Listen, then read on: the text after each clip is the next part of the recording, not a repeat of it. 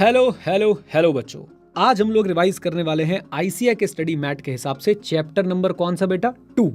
Chapter number 2 में अगर आप इसको दो पार्ट में बांटना चाहो, एक है आपका एसए 300 और एक है आपका ऑडिट प्रोग्राम। एक मैं आपसे रिक्वेस्ट करूंगा, एसए के नाम और नंबर प्लीज याद कीजिए। आईसीआई पे इस बात को लेके बिल्कुल विश्वास मत कीजिए, राइट। यस, आईसीआई हमारी मदर बॉडी है, लेकिन बेटा कभी कभी मम्मी भी तो आपको फंसा देती है ना, कहते हैं हाँ हाँ हाँ हाँ हाँ हाँ हाँ, लेकिन बाद में गड़बड़ हो जाती है। तो माँ की ममता ऐसी ही होती है, कभी कभी बेटा आपको फंसा भी देती है ना। मतलब पॉजिटिव सेंस में बोल रहा हूँ मैं, इसको नेगेटिव ना ले। कहीं मुझे लग रहा है माधवी की मम्मी तो सुन भी रही थी पीछे से, कहीं वहीं से फोन से निकल के मार रहे हैं, अच्छा हमारा बच्चा को भड़का रहा है।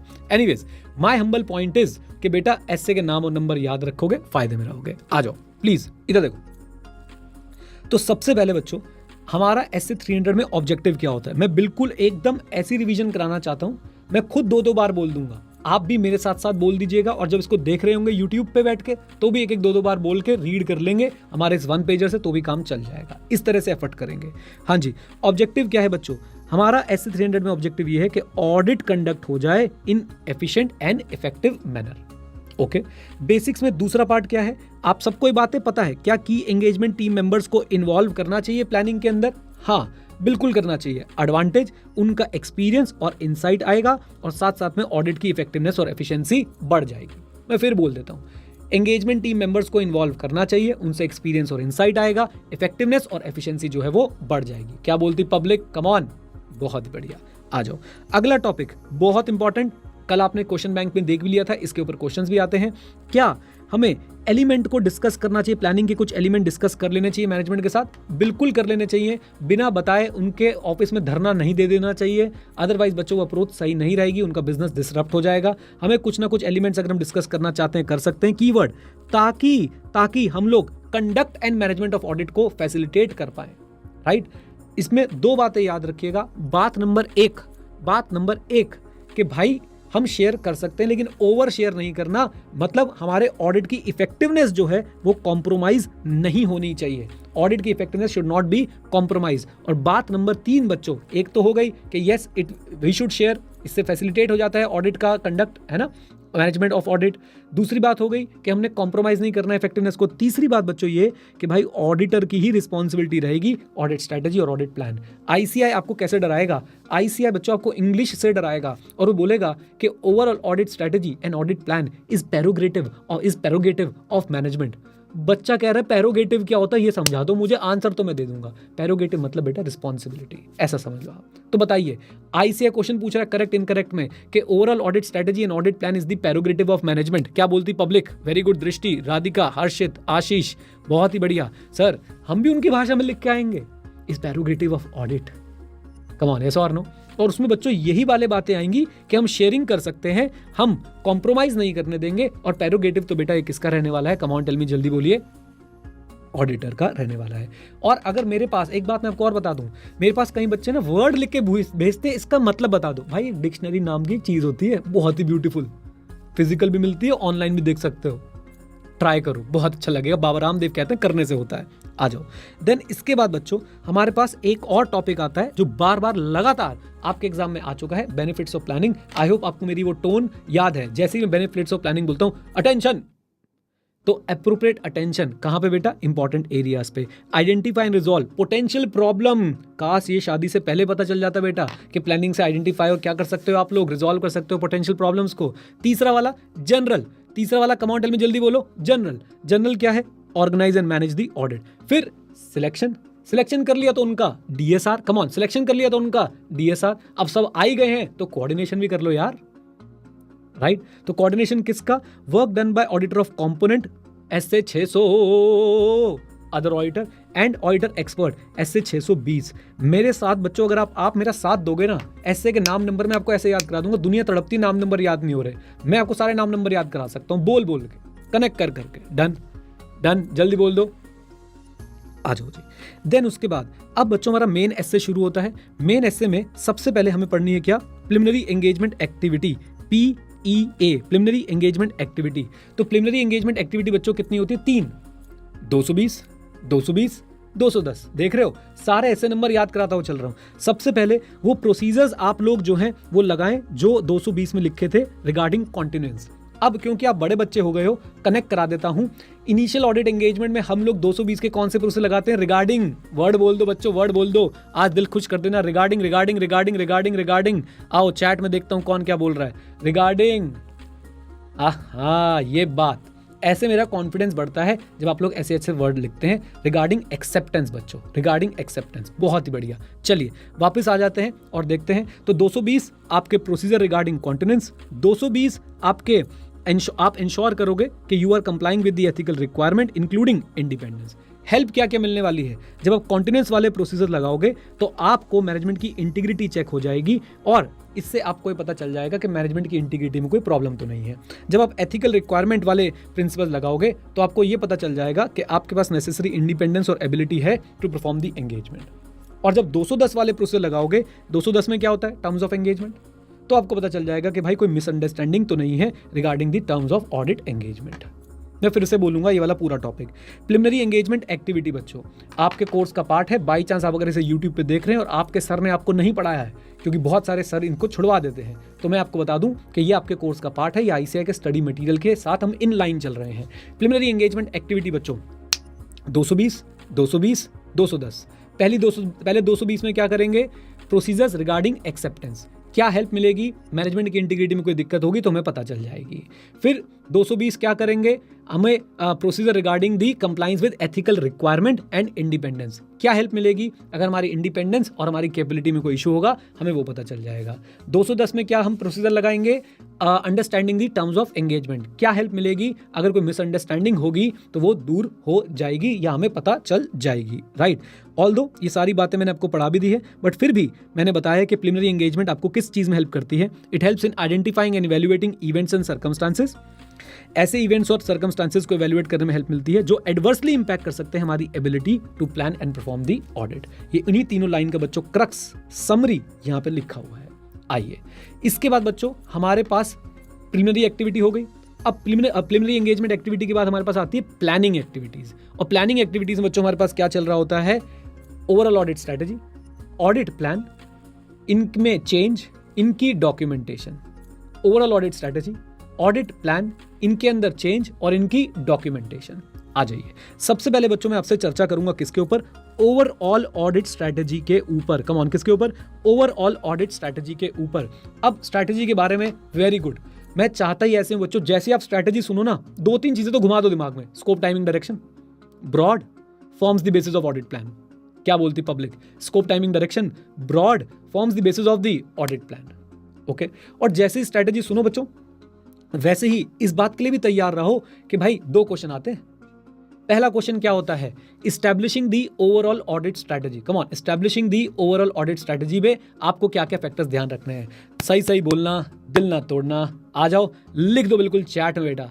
CSROETE PEAOE, हाँ जी, PEAOE NET ऑफ रिसोर्सेज।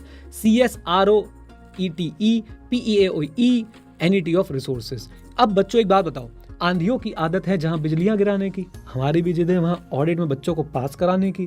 तो अब अगर इंस्टीट्यूट बोल दे कि CS एक्सप्लेन कर दो, क्या हमें पता है? क्या हमें पता है? हाँ, उसको भी साथ साथ रिवाइज कर ले। यस सर, साथ साथ रिवाइज कर दो। इधर देखो बेटा, तो आपके पहले तो फुल फॉर्म CS क्या है? Characteristic and scope. क्या हमारे एंगेजमेंट के कैरेक्टरिस्टिक एंड स्कोप का इंपैक्ट आता है हमारी ऑडिट स्ट्रेटेजी पे? बिल्कुल आता है। अब आप कैरेक्टरिस्टिक एंड स्कोप कैसे पता लगाने वाले हैं? सिंपल सी बात है, सबसे पहले क्या पूछना है? AFRF, फिर क्या पूछना है? बिजनेस, फिर क्या पूछना है? इंडस्ट्री, और फिर क्या हम क्या कर सकते हैं? यूज ऑफ ऑडिट एविडेंस जो हमें प्रीवियस ऑडिट में मिले थे। बात खत्म। अब सब कनेक्ट होता हुआ चल रहा है। CS हो गया।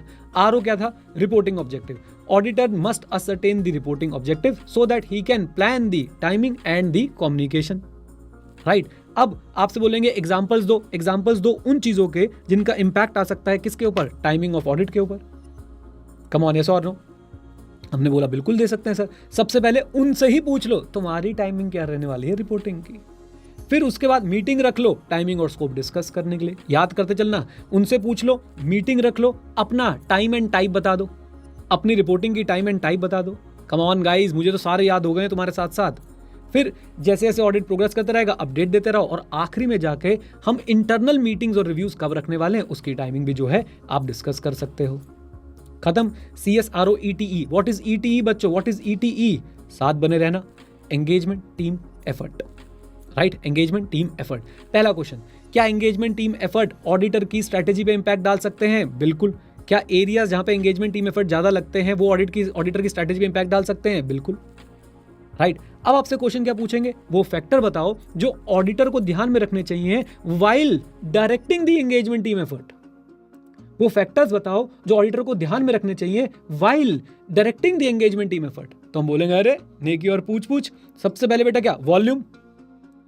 फिर चेंजेस कहां पे हो सकते हैं बेटा? आपके चेंजेस इंडस्ट्री में हो सकते हैं, आपके other regulatory and legal changes हो सकते हैं, और आखिरी में FRF में चेंज हो सकता है। क्या बोलती पब्लिक? तो वॉल्यूम, आपके इंडस्ट्री में चेंज, आपके FRF में चेंज, आपके अदर लीगल और रेगुलेटरी रिक्वायरमेंट में चेंज। खत्म। देख रहे हो कितना स्मूथ लग रहा है अब? Come on. मैं कह तो रहा हूं बच्चों, जब आप पहली बार कोई भी टफ काम करेंगे आपका माइंड ना बोलेगा नहीं नहीं नहीं नहीं हो सकता ये। और मैं आपसे कैसे बोलूं बच्चों, ये वो टॉपिक्स हैं जिनमें टीचर ना बातें बहुत सारी करते हैं, वर्ड्स याद नहीं करवाते, रीडिंग नहीं करवाते। और आपके एग्जाम में क्या करना है? क्या ICAI का एक एग्जामिनर आपका वाइवा ले रहा होगा वहां बैठ के? नहीं भाई। और मैं बोल रहा हूं वाइवा भी ले रहा होता तो भी कान में सुन रहा होता ये वाले वर्ड्स बोल रहे हैं कि नहीं बोल रहा, तभी मार्क्स दूंगा। हम उसके लिए तैयार कर रहे हैं, राइट। अब चलते हैं बच्चों आगे, और हमारा क्या था, PEAOE। तो क्या हमें ऑडिट स्ट्रैटेजी बनाते समय PEAOE कंसिडर करना चाहिए? हाँ। What do you mean bye PEAOE? Preliminary engagement activity and other engagement. क्या इसमें जो इन्फॉर्मेशन आई है उसका इंपैक्ट आ सकता है? बिल्कुल यस। एग्जांपल देने को बोल दे तो घबराना मत, आप सीधा प्रीवियस ऑडिट वाला एग्जांपल उठा के दे सकते हो कि प्रीवियस ऑडिट में जो रिजल्ट्स आए थे, प्रीवियस ऑडिट में जो IC को हमने इवैल्यूएट किया था, वहां डेफिशिएंसीज मिली थी, उसके लिए जो हमने सजेशंस दिए थे उसका इंपैक्ट हम लोग कंसिडर कर लेंगे। और सच बताऊं, घबराना नहीं है। आपने बच्चों मेरे साथ ना PEA पढ़ा हुआ है 220, 220, 210, और आपको पता है बच्चों, आपने कॉन्टिनेंस को लेके जो प्रोसीजर्स परफॉर्म किए थे, आप उसका इंपैक्ट कंसिडर कर लोगे स्ट्रैटेजी पे। कम ऑन, यस और नो? आपने एथिकल रिक्वायरमेंट को लेके जो प्रोसीजर्स किए थे उसका इंपैक्ट कंसिडर कर लोगे। आपने टर्म्स ऑफ ऑडिट एंगेजमेंट की जो अंडरस्टैंडिंग है उसका इंपैक्ट भी कंसिडर करोगे। Come on. और एक एग्जांपल मैंने आपको और भी दिया है, क्या आप एक एंटिटी का टैक्स का केस लड़ रहे हो, उसमें आपको इन्फॉर्मेशन मिली होगी। कम ऑन, यस और नो? यस, उसका भी इंपैक्ट कंसिडर कर लेंगे। क्या बोलती पब्लिक? आ जाओ जी।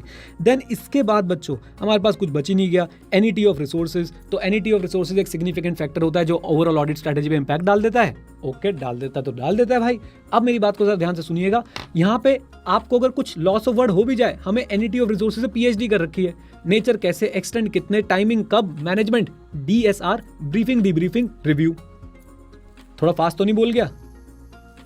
नेचर कैसे लोग चाहिए, एक्सटेंट कितने लोग चाहिए, टाइमिंग कहां पे, कट ऑफ पे या इंटरिम पे, और उसके बाद बच्चों मैनेजमेंट, DSR कैसे होगा, ब्रीफिंग डिब्रीफिंग कैसे होगी, और साथ साथ में इनका रिव्यू कैसे होगा।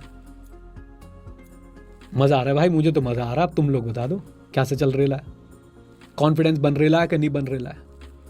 आ जाओ आ जाओ आ जाओ आ जाओ बच्चों, आ जाओ।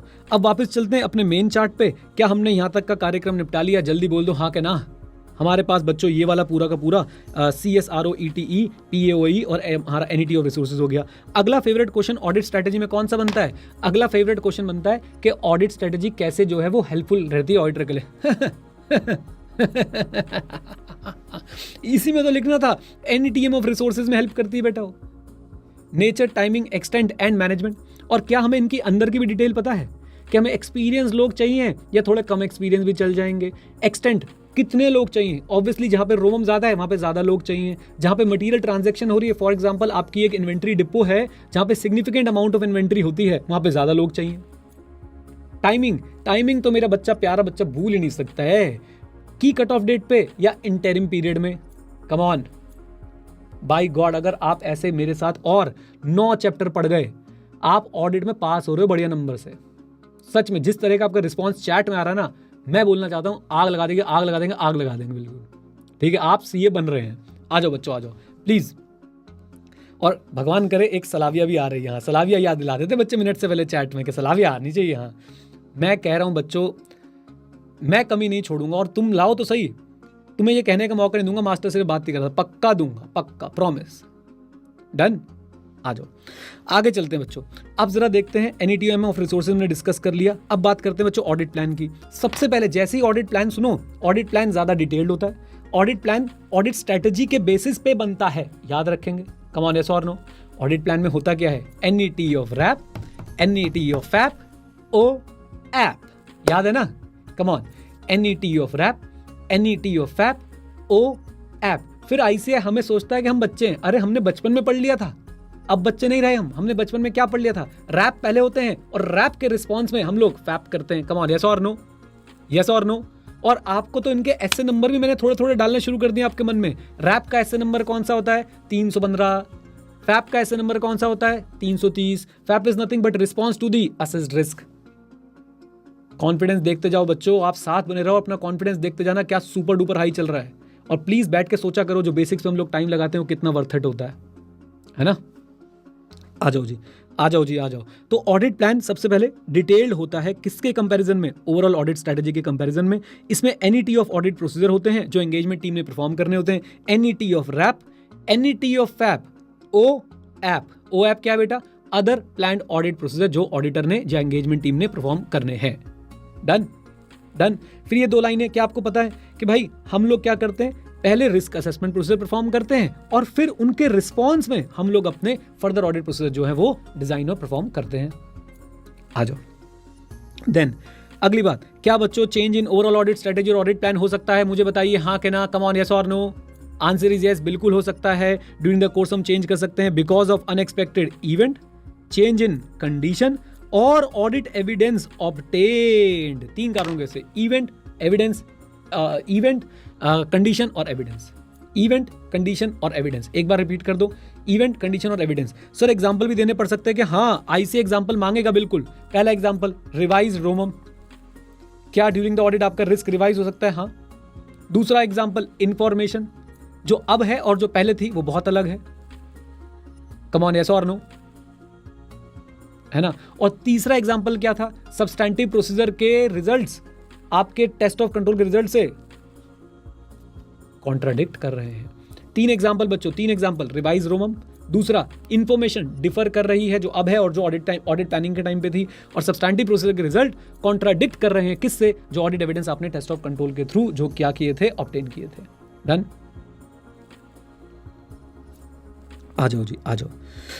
देन इसके बाद बच्चों हम लोग आगे चलते हैं और हमने देखा कि भाई एक छोटा सा टॉपिक और बनता है। ऑडिटर DSR की भी प्लानिंग करता है, याद है आपको? ऑडिटर DSR की भी प्लानिंग करता है। DSR की प्लानिंग करते समय कौन कौन से फैक्टर्स को माइंड में रखता है? बहुत आसान, Zerodha, size and complexity, area of the audit, revenue, assessed ROMM, and then अपनी टीम की कैपेबिलिटी और कॉम्पिटेंस। अपनी टीम की कैपेबिलिटी और कॉम्पिटेंस। तो size and complexity, area under audit, उसके बाद हमारे पास क्या आया था बच्चों? रोमम, और आखिरी में अपनी टीम की कॉम्पिटेंसी एंड कैपेबिलिटी। ये सीधा क्वेश्चन आएगा कि DSR करते समय auditor shall plan the nature, timing and extent of direction, supervision of engagement and review of their work, but what are the factors he should consider while doing this? Easy, बोलिए।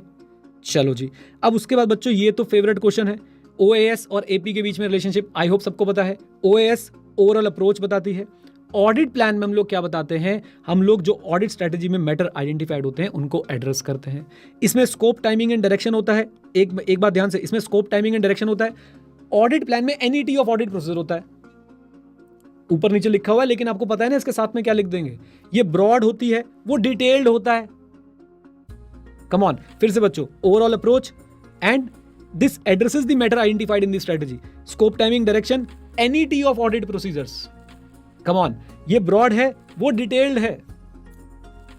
याद रखेंगे किसके basis पे क्या बनता है? Strategy के basis पे प्लान बनता है। स्ट्रेटेजी के बेसिस पे प्लान बनता है, याद रखेंगे। ओके। देन क्या बच्चों डिस्क्रीट या सिक्वेंशियल प्रोसेस है? नहीं, डिस्क्रीट या सिक्वेंशियल प्रोसेस नहीं है। They are closely interrelated and changes in one में result in consequential changes to other. ICAI ने एक MCQ दे रखा है इस पे, वो गलत है मेरे हिसाब से, बट कोई बात नहीं, सह लेंगे थोड़ा सा, राइट? अच्छा जी, तो भाई डिस्क्रीट नहीं है, सिक्वेंशियल नहीं है, क्लोजली इंटररिलेटेड है। एक में चेंज हुआ तो दूसरे में भी जो है इंपैक्ट आ सकता है। और साथ साथ में बच्चों अब आ जाते हैं डॉक्यूमेंटेशन पे, लेकिन पहले एक बार इस टॉपिक को अच्छे से रिवाइज कर लेते हैं। कौन से टॉपिक को रिवाइज करेंगे बच्चों हम लोग? कि भाई इनके बीच में रिलेशन क्या है, याद रखें। OAS और ऑडिट प्लान रिलेटेड है क्या? हाँ। इसमें ओवरऑल अप्रोच है, इसमें जो मैटर्स आइडेंटिफाई किए उनको कैसे एड्रेस करना है, इसमें एसटीडी ऑफ ऑडिट है, इसमें एनईटी ऑफ ऑडिट प्रोसीजर्स हैं। ये ब्रॉड है, ये डिटेल्ड है। Come on. स्ट्रैटेजी के बेसिस पे प्लान बनता है, डिस्क्रीट नहीं है, सीक्वेंशियल नहीं है, क्लोजली इंटर रिलेटेड है। एक में चेंज होगा तो दूसरे में भी चेंज होगा बाबू। डन, बोल दो हाँ के ना। अच्छा जी, आ जाओ। डॉक्यूमेंटेशन मैंने आपको दिखाया ना बच्चों, difference between ordinary and extra ordinary is bit extra. Documentation बच्चे क्या रख के जाते हैं, हाँ डॉक्यूमेंटेशन हो जाएगी किसकी, ओवरऑल ऑडिट स्ट्रेटेजी की, ऑडिट प्लान की, और जो उसमें चेंज हुआ और चेंज के रीजन की। लेकिन आईसीए क्या करता है, आईसीए क्वेश्चन पूछता है यहां से, स्ट्रेटेजी किसकी डॉक्यूमेंटेशन है बाबू, की डिसीजंस की जो नेसेसरी हैं प्रॉपर प्लानिंग के लिए और communication of significant matters to the engagement team के लिए। ये बातें याद रखनी है, इस पे क्वेश्चन आएगा। डन। अच्छा जी, देन उसके बाद बच्चों ऑडिट प्लान क्या है, ये भी रिकॉर्ड है किसका, ऑडिट प्लान की डॉक्यूमेंटेशन क्या है, proper planning of audit procedures की, जिनको रिव्यू कर सकते हैं, अप्रूव कर सकते हैं बिफोर परफॉर्मेंस। और बच्चों चेंज की डॉक्यूमेंटेशन बहुत ज्यादा जरूरी। वाई, इससे पता चलता है कि भाई सिग्निफिकेंट चेंजेस हमने क्यों किए थे, वाई चेंजेस वर मेड, हमारी फाइनल स्ट्रेटेजी और फाइनल प्लान अडॉप्टेड क्या था, हमारी फाइनल स्ट्रेटेजी और फाइनल प्लान अडॉप्टेड क्या था। एंड फाइनली ये भी रिफ्लेक्ट करता है कि हमने एप्रोप्रिएटली रिस्पॉन्ड किया है चेंजेस को। मैं फिर से बोलूंगा बच्चों, पूरा टॉपिक दोबारा करा देता हूं। स्ट्रेटेजी क्या है, रिकॉर्ड ऑफ की डिसीजंस, जिसके हिसाब से ऑडिट प्लान हुआ था और कैसे हम लोग कम्युनिकेट करने वाले हैं सिग्निफिकेंट मैटर एंगेजमेंट टीम को। प्लान क्या है, रिकॉर्ड किस चीज का रिकॉर्ड है, proper planning of the audit process, जिनको रिव्यू किया जा सकता है, अप्रूवल लिया जा सकता है बिफोर परफॉर्मिंग। और चेंजेस की डॉक्यूमेंटेशन क्यों जरूरी है, चेंज और उसका रीजन, सबसे पहले why change was made, final strategy और प्लान क्या था। It also reflects that we responded appropriately to the change. Done, बोलिए बोलो। अच्छा जी, डॉक्टर ने बोला था थोड़ा ना कम एनर्जी के साथ बोलना, लेकिन बह जाती है यार अचानक से क्लास में आके। हाँ जी बच्चों, अब जरा देखो please. Additional consideration in audit engagement, in initial audit engagement. Initial audit engagement याद है, पहला प्यार है। सर ये गाना क्यों गाते थे बेटा, गाने से इंसान जैसे कनेक्ट करता है ना, वैसे किसी से कनेक्ट नहीं कर पाता है। आज भी वो गाने होंगे जिन्हें सुन के तुम्हें उनकी याद आ जाती होगी, बता दो हाँ या ना। और कभी अगर आपने अपनी कोई प्लेलिस्ट बना रखी है ना, तो जैसे एक गाना खत्म हो रहा है, अगला गाना अपने आप आपका माइंड गुनगुनाने लग जाता है, बता दो हाँ के ना, है ना। तो अब इनिशियल ऑडिट एंगेजमेंट हमेशा के लिए मैंने अमर कर दिया, कैसे बेटा, पहला प्यार है, हमेशा ये याद आएगा। तो इनिशियल ऑडिट एंगेजमेंट में क्या प्लानिंग का पर्पस और ऑब्जेक्टिव चेंज होगा, क्या प्लानिंग का पर्पस और ऑब्जेक्टिव चेंज होगा, नहीं। लेकिन हमें एक्टिविटीज को क्या करना पड़ेगा, एक्सपैंड, क्योंकि हमारे पास प्रीवियस ऑडिट एक्सपीरियंस नहीं है। क्या बोलती पब्लिक, कम ऑन। अच्छा जी, अब हमें 220 के प्रोसीजर लगाने, कौन से वाले, एक्सेप्टेंस वाले, क्योंकि पहला प्यार है। भाई पहले कॉन्टिनेंस वाले लगा रहे थे क्योंकि प्यार पुराना था, लगातार चलता हुआ था, रेकरिंग ऑडिट वाला, है ना। तो फिर से पर्पस और ऑब्जेक्टिव सेम रहेगा, हमारे को एक्सपैंड करनी पड़ेंगी एक्टिविटीज, क्योंकि प्रीवियस ऑडिट एक्सपीरियंस नहीं है। 220 के एक्सेप्टेंस वाले प्रोसीजर लगाने पड़ेंगे, and we need to communicate with the predecessor auditor in compliance with relevant ethical requirement, जो सीए फाइनल में आप लोग पढ़ेंगे मेरे साथ। Done. Krish, how this question is relevant right now. आ जाओ, एक आधा बच्चा ना सुन ही लेता है मुझसे दिन में, प्लीज इधर देखो बच्चों, इधर देखो, आगे चलते हैं। देन और साथ में हमें क्या फॉलो करना पड़ेगा इनिशियल ऑडिट एंगेजमेंट में, what are the other procedures required by firms quality control for initial audit engagement, जैसे कि getting your audit strategy review by a senior partner, right. तो भाई ये छोटे छोटे से पॉइंट है, पर्पस और ऑब्जेक्टिव सेम रहेगा, एक्सपैंड करेंगे क्योंकि कोई प्रीवियस एक्सपीरियंस नहीं है। 220 के एक्सेप्टेंस वाले procedure, communication with the predecessor auditor in compliance with the ethical requirement, and other procedure required by the quality control system of the firm with respect to initial audit engagement, for example review of strategy by a senior partner. क्या बोलती public. आखिरी topic बच्चों, आखिरी topic, मुबारक हो, chapter 2 हुआ है, मुबारक हो। हाँ जी, planning is a continuous process. बताइए जी, क्या प्लानिंग एक डिस्क्रीट फेज है, answer is no, it's a continuous and iterative या इटरेटिव, या सिंपल वाला वर्ड बताना, रिपीटेटिव। ओके, तो it's a continuous and repetitive process. It begins shortly after the completion of the last audit and continues till the completion of the current audit engagement, but we need to consider timing of certain activities and audit procedure in the planning. Right, continuous है, iterative है, repetitive है, start होता है after the end of the last audit, उसके थोड़े समय बाद ही start हो जाता है, and continuous till the end of the engagement. But आपने क्या बात ध्यान रखनी है, it includes consideration of timing of certain activity in audit procedure. For example बच्चों क्या होगा, जल्दी बोलो, रोमम रैप पहले होंगे और फैप उसके रिस्पॉन्स में होंगे। Is that clear? ज्यादा प्रैक्टिकल बात मैंने आपको क्या बताई थी, ये हो सकता है कि रैप और फैप साथ हो जाए, लेकिन कभी भी फैप पहले और रैप बाद में नहीं होगा। डन? लीजिए बच्चों, और अब हम लोग रिवीजन करेंगे किसकी, अब हम लोग बच्चों रिवीजन करेंगे इस चैप्टर के सेकंड पार्ट की, जो क्या है, कम ऑन टेल मी, जल्दी बताओ, ऑडिट प्रोग्राम। ओके, आ जाओ मेरे साथ, आ जाओ बच्चों मेरे साथ, प्लीज जरा साथ में जुड़िएगा everyone. Okay, let's revise audit program. पहला क्वेश्चन बच्चों क्या बनेगा, what do you mean by audit programme? तो उसके लिए प्रिपेयर रहिए। सबसे पहले keyword series of verification procedures, जिससे हम लोग क्या ऑब्टेन करेंगे, सफिशिएंट एप्रोप्रिएट ऑडिट एविडेंस, जिससे ऑडिटर क्या एक्सप्रेस कर पाएगा, ओपिनियन। किसी को कोई दिक्कत है तो मुझे बताओ। सीरीज ऑफ वेरिफिकेशन प्रोसीजर, जिससे मिलेगा सफिशिएंट एप्रोप्रिएट ऑडिट एविडेंस, और जिससे हम लोग क्या कर पाएंगे, ओपिनियन एक्सप्रेस कर पाएंगे। बढ़िया, आ जाओ जी। देन इंपॉर्टेंट क्वेश्चन, क्या एक ही ऑडिट प्रोग्राम सबके लिए प्रैक्टिकेबल है? Answer is no. क्यों? सारे बिजनेस सेम नहीं होते, वो वेरी करते हैं nature, size, come on, nature, size, capital, internal control, applicability of law and regulation से।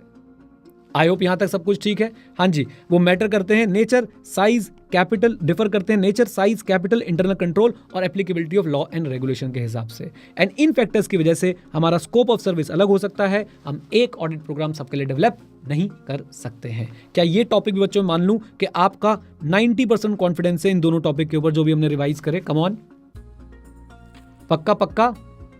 आ जाओ जी। तीसरा topic, framing and audit programme. तो ऑडिट प्रोग्राम फ्रेम करते समय मैं बोलूंगा यहीं से उठा लो, क्या हमें एक बिजनेस का nature, size, operation, IC, applicable law और रेगुलेशन कंसिडर करने चाहिए या नहीं? और ये कंसिडर करने के बाद हमें क्या करना चाहिए, हमें बनाना चाहिए क्या, म्यू क्या है बेटा, मिनिमम एसेंशियल वर्क, एक स्टैंडर्ड ऑडिट प्रोग्राम कि हम कम से कम कितना काम करने वाले हैं इस केस में। जैसे कल आपको दिखाया भी गया था एक्सेल पे कि एक बेसिक स्ट्रक्चर हम लोग अपना खड़ा कर लेते हैं कि एंगेजमेंट पे क्या होगा, प्लानिंग में क्या होगा, मटेरियलिटी में क्या होगा, सैम्पलिंग में क्या होगा, कम ऑन, यस और नो, आईसी टेस्टिंग कैसे होने वाली है। एक बेसिक स्ट्रक्चर हम लोग बना लेंगे अपना इस इंफॉर्मेशन के बेसिस पे, और फिर हम उसमें चीजों को ऐड करते रहेंगे as the audit will progress, और जो इररिलेवेंट होगी उनको डिलीट करते रहेंगे। मुझे बताइए, कॉन्फिडेंस बताइए इस टॉपिक पे भी कितना है? सारे टॉपिक्स मुझे कॉन्फिडेंस बताते जाइए। ये जो फ्रेमिंग एंड ऑडिट प्रोग्राम वाला टॉपिक था, इस पे कॉन्फिडेंस कितना है, ये जो हमने पार्ट पढ़ा अभी तक? कम ऑन, किसी ने बोला 83.5%। यही चाहिए मुझे, यही बच्चा चाहिए, 83.5%। राउंड ऑफ भी नहीं किया उसने। एनीवेज, फिर उसके बाद बच्चों इसी में कुछ बातें और, हमें असिस्टेंट को क्या इनकरेज करना चाहिए, अपना माइंड ओपन रखें, मैकेनिकल प्रोसेस ना बनाएं। इंस्ट्रक्ट कर देंगे कि भाई रिपोर्ट और नोट करें सिग्निफिकेंट मैटर्स, किसको, सीनियर्स को, पार्टनर्स को और प्रोप्राइटर ऑफ सीए फर्म को। क्या बोलती पब्लिक, जल्दी बोलो, क्लैरिटी बोलो, यहां तक एकदम सेट, तीनों टॉपिक। अच्छा जी, अब आते हैं चौथे टॉपिक पे, क्या हमें ऑडिट प्रोग्राम का पीरियोडिक रिव्यू करते रहना चाहिए? हाँ, क्यों करते रहना चाहिए? इससे हम इसकी इफेक्टिवनेस चेक कर सकते हैं, कोई नया एस्पेक्ट हो उसको कवर कर सकते हैं, कोई बेकार हो उसे रिमूव कर सकते हैं, और अपने ऑडिट प्रोग्राम को अप टू डेट रख सकते हैं। दोबारा से बोलता हूं, क्या हमें अपने ऑडिट प्रोग्राम को पीरियोडिकली रिव्यू करते रहना चाहिए? कम ऑन टेल मी, जल्दी बोलो, यस और नो। यस, क्यों बेटा? ताकि हम उसकी इफेक्टिवनेस को असेस कर पाएं, नए वाले चीजों को ऐड कर पाएं, पुरानी वाली चीजों को डिलीट कर पाएं, और ओवरऑल ऑडिट प्रोग्राम को अप टू डेट रख पाएं। अगर नहीं किया तो पोशंपा भाई पोशंपा, लाल किले में क्या हुआ, ऑडिट प्रोग्राम रिव्यू नहीं किया, अब तो वो ऑब्सोलीट हो जाएगा, ऑडिट आपका इनइफेक्टिव हो जाएगा, आपके पार्ट पे नेग्लिजेंस मानी जाएगी, और आपको लीगल और रेगुलेटरी इंप्लीकेशंस या कॉन्सिक्वेंसेस सफर करने पड़ेंगे। Is that clear? Come on guys, जल्दी बोलिए। मुझे सारे टॉपिक्स पे कॉन्फिडेंस बताते जाओ। हमारा 1 2 3 4 टॉपिक हमारे कंप्लीट हो चुके हैं। क्या मैं सब पे बच्चों, मैं तो मान रहा हूं, अगर कोई बच्चा ढंग से सुन रहा है तो 90% कॉन्फिडेंस है, आप लोग भी बता दीजिए। बहुत ही बढ़िया, बहुत ही बढ़िया, बहुत ही बढ़िया, शाबाश। आ जाओ, अब आता है बच्चों एक क्वेश्चन जो हमें थोड़ा सा परेशान करता है, क्योंकि उसमें कुछ पॉइंटर्स हैं याद करने वाले, कि आपने ऑडिट प्रोग्राम कंस्ट्रक्ट करते समय कौन से पॉइंट्स जो माइंड में रखने। अब आपने जो एग्जाम्पल क्लास में मुझसे लेने थे ले लिए, अब फोकस करेंगे भाई कैसे हमने जो है इसको एग्जाम के लिए तैयार करना है। तो सबसे पहली बात आपने माइंड में क्या रखना है, आई होप पहला पॉइंट कोई बच्चा नहीं भूलता है। ऑडिट प्रोग्राम डिजाइन करते समय हम क्या बातें माइंड में रखेंगे, come on everyone tell me, scope and limitation, इसके बिना तो काम ही नहीं है, राइट अच्छा, बाकी के पॉइंटर्स बच्चों में आपको क्या कराता हूं ताकि आप लोग कभी लॉस ऑफ वर्ड पे ना आ जाएं, मैं आपको बुक भी खोल के साथ में दिखा देता हूं, स्कोप एंड लिमिटेशन। दूसरी बात हम लोग क्या करेंगे, रिटर्न ऑडिट प्रोग्राम बनाएंगे जिसमें हम क्लियर प्रोसीजर्स लिखने वाले हैं। रिटर्न ऑडिट प्रोग्राम में हम लोग क्लियर प्रोसीजर्स लिखेंगे जो जरूरी हैं। Okay, then evidence, I hope evidence में 2 वर्ड सब याद रख सकते हैं, best and reasonable, best and reasonable, come on. Okay, ये 3 पॉइंट्स मुझे बताइए बच्चों, क्या ये याद होते हैं? एक ऑडिट प्रोग्राम कंस्ट्रक्ट करते समय आपने 7 पॉइंट ध्यान में रखने हैं। पहला तो मुझे लगता है सबको याद है, कौन कौन सा? स्कोप पक्का, लिमिटेशन, स्कोप एंड लिमिटेशन।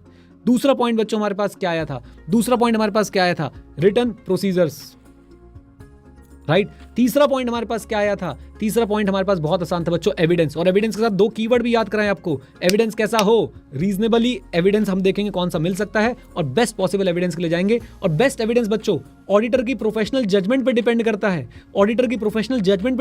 है। कैश के केस में बेस्ट एविडेंस कौन सा? काउंटिंग। ये एग्जांपल कोट करके आ सकते हो आईसीआई के, कैश के केस में बेस्ट एविडेंस कौन सा? काउंटिंग। और याद रखें कि अगर कोई चीज प्लेज्ड है तो उसके केस में बेस्ट एविडेंस कौन सा? Banker certificate, right. तीनों बातें बिल्कुल एकदम सेट विद एग्जांपल माइंड में, कम ऑन, यस और नो? Yes sir, 3 bags full. आ जाओ बेटा, अब चलते हैं आगे। और चौथा पॉइंट, हमने साथ साथ में क्या करना है, हमें वही स्टेप्स और प्रोसीजर लगाने हैं जो यूजफुल है, यानी हम इररेलेवेंट काम नहीं करेंगे। We will take these steps, we will apply these steps and procedures which are useful. For example, we are going to check the financial records. We are not going to check the things which are not having an implication on the financial statement. मैंने आपको day 1 पे बोला था, IC भी 2 तरह का हो सकता है, एक फाइनेंशियल स्टेटमेंट पे इंपैक्ट करने वाला, एक फाइनेंशियल स्टेटमेंट पे इंपैक्ट नहीं करने वाला, राइट। तो हम सिर्फ और सिर्फ वही स्टेप्स लेंगे जो क्या है, कम ऑन, जो क्या है, जो स्टेप्स और प्रोसीजर क्या है, यूजफुल है हमारे पर्टिकुलर फाइनेंशियल स्टेटमेंट्स के लिए। डन, बोलिए। अच्छा जी, देन आओ पहले चारों को क्यूमुलेटिव रिवाइज करते हैं ना, चारों पॉइंट देखते हैं मैं याद है कि नहीं, थोड़ा सा कॉन्फिडेंस बनाएंगे बच्चों। सबसे पहले क्या था? Scope and limitation. दूसरा क्या था? Return procedures.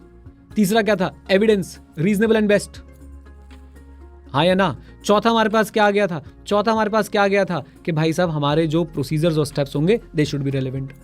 आ जाइए, देन नेक्स्ट स्टेप्स हमारे पास कौन से आते हैं बच्चों? नेक्स्ट स्टेप्स हमारे पास आ गए, नेक्स्ट हमारे पास आ गया audit objective for each area, और सफिशिएंट डिटेल्स होनी चाहिए जिससे हमें इंस्ट्रक्शन मिल पाए।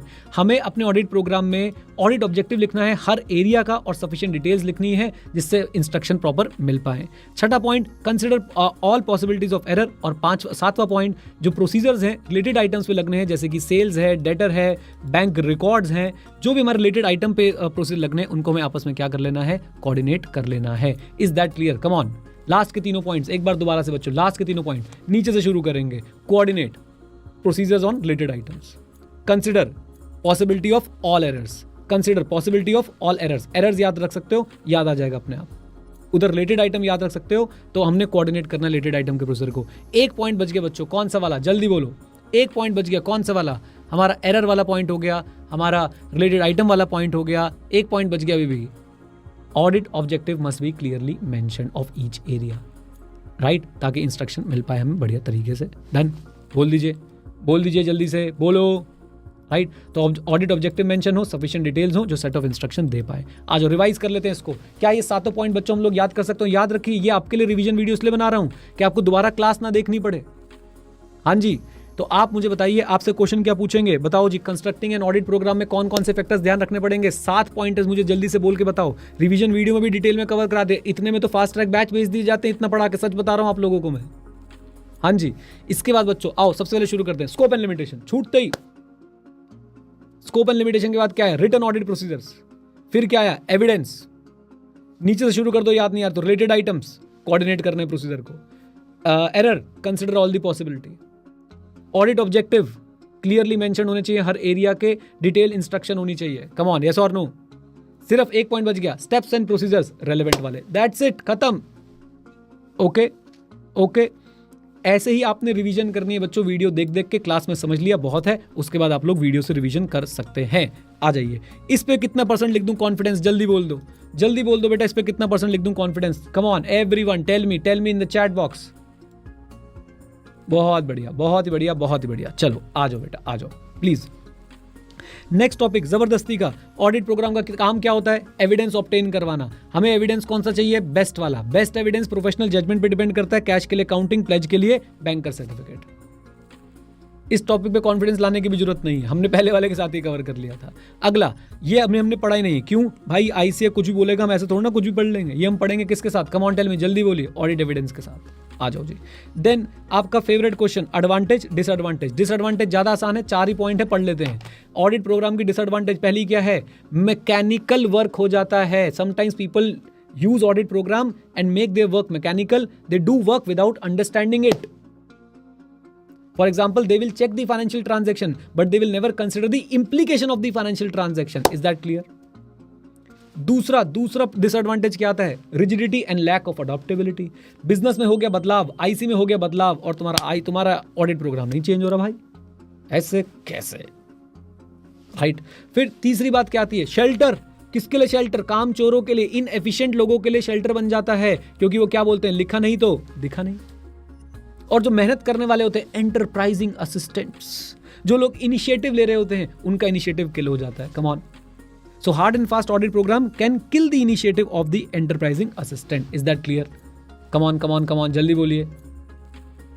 खत्म हो गया, गया, टाटा बाय बाय। ओके, अब देखो बच्चों, पता है क्या है, मैं आपको एक बात बताना चाहता हूं, मेरी बात को ध्यान से सुनो प्लीज प्लीज। हर दिन एक सा नहीं होता, हर टॉपिक एक सा नहीं होता। ये टॉपिक आप छोड़ना चाहते हो, आपकी मर्जी है, लेकिन भाई साहब आप ये सोच के देखो, पहले आपके टीचर ने कितनी मेहनत करी।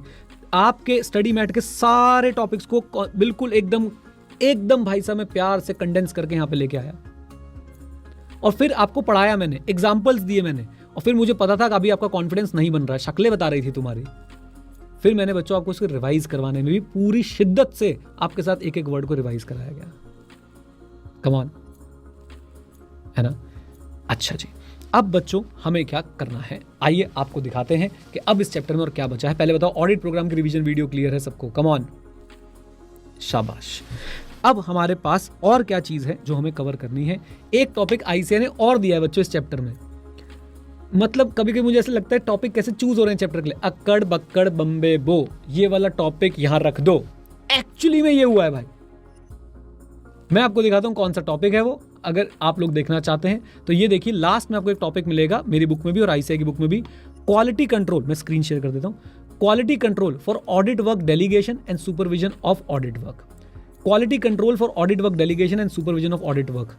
आप अगर चाहें तो एक गेस कर सकते हैं ये कौन से चैप्टर का पार्ट होना चाहिए, कौन से स्टैंडर्ड का पार्ट होना चाहिए। आप गेस कर सकते हैं, मैं चैट में आपको मौका दे रहा हूं। प्राची क्या बात है, पहला ही आंसर सही। ये है हमारे बालक। मतलब आप भी जाके आई से फोन कर बता सकते हो सर ये यहाँ पे आएगा नहीं सर, गलती से लग गया दिखला। ये एसक्यूसी 1 का, एसए 220 का, चैप्टर 11 का टॉपिक है भाई। ये मोटी मोटी बात क्या लिखी है इसमें, मेरी बात सुनिए। ऑडिटर क्या अपना काम डेलीगेट कर सकता है असिस्टेंट्स को? हाँ, डेलीगेट कर सकता है, लेकिन ultimately who will be responsible for the audit opinion? The auditor will be responsible.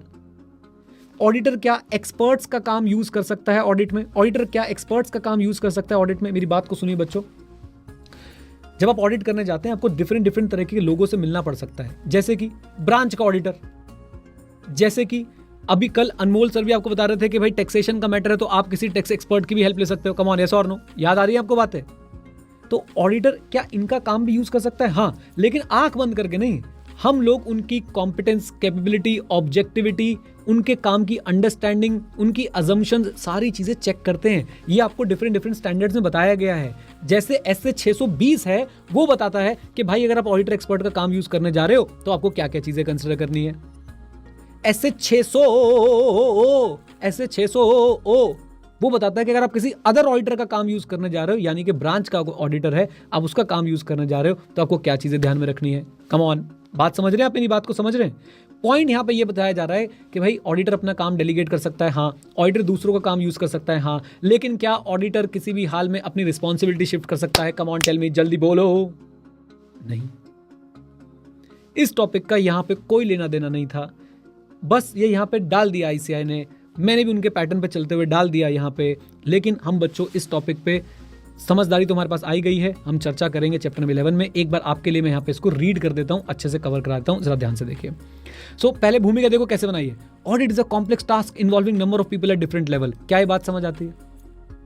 Audit के अंदर भाई सिर्फ एक ऑडिटर इन्वॉल्व है, बहुत सारे लोग इन्वॉल्व हैं, बहुत सारे लोग इन्वॉल्व होते हैं। So audit is a complex task, उसके अंदर बहुत सारे लोग इन्वॉल्व होते हैं। Auditor will have to depend on assistants, technical expert and other auditor. अब तो बच्चों आप लोग हो चुके हो चैंपियन। टेक्निकल एक्सपर्ट हमें एसए 620 में पता चलते हैं, और अदर ऑडिटर हमें एसए 600, समझ गए हो क्यों कर रहा था बच्चों में इतना? बोल दो हाँ के ना।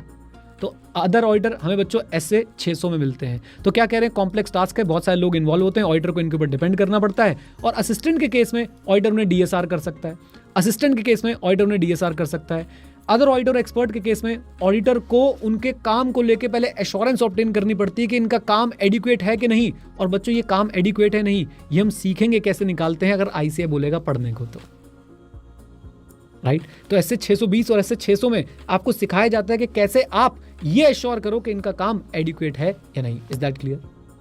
बोलिए। ओके अभी तो कुछ नहीं, भूमिका चल रही है। ऑडिट कॉम्प्लेक्स टास्क है, बहुत सारे लोग इन्वॉल्व होते हैं। ऑडिटर असिस्टेंट का काम यूज कर सकता है, एक्सपर्ट का काम यूज कर सकता है, अदर ऑडिटर का काम यूज कर सकता है। असिस्टेंट के केस में वो डीएसआर करता है। डीएसआर समझ गए? डीएसआर समझ गए? कम ऑन, डायरेक्शन, सुपरविजन और रिव्यू करता है, राइट। और याद रखें बच्चों, अदर्स के केस में वो उनके काम को लेकर रीजनेबल एश्योरेंस ऑब्टेन करता है कि इनका काम एडिक्वेट है मेरे पर्पस के लिए या नहीं।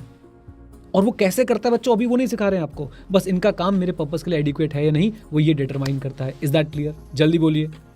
एंड फाइनल लाइन बच्चों, आप लोगों को थोड़ा सा नॉस्टैल्जिक फीलिंग आ सकती है। इधर देखिए, ultimately quality control procedures implement करने का ऑब्जेक्टिव क्या होता है, ये मैं आपको पढ़ा चुका हूं। क्वालिटी कंट्रोल प्रोसीजर अप्लाई करने का या इंप्लीमेंट करने का मेन ऑब्जेक्टिव होता है कि हमारा जो ऑडिट है वो कंप्लाई करे SRL से, professional standards, regulatory and legal requirement से, और हमारी जो ऑडिट रिपोर्ट है वो अप्रोप्रिएट हो इन द सर्कमस्टांस। बताइए क्या ये बात हमने पहले पढ़ी है कि नहीं पढ़ी है?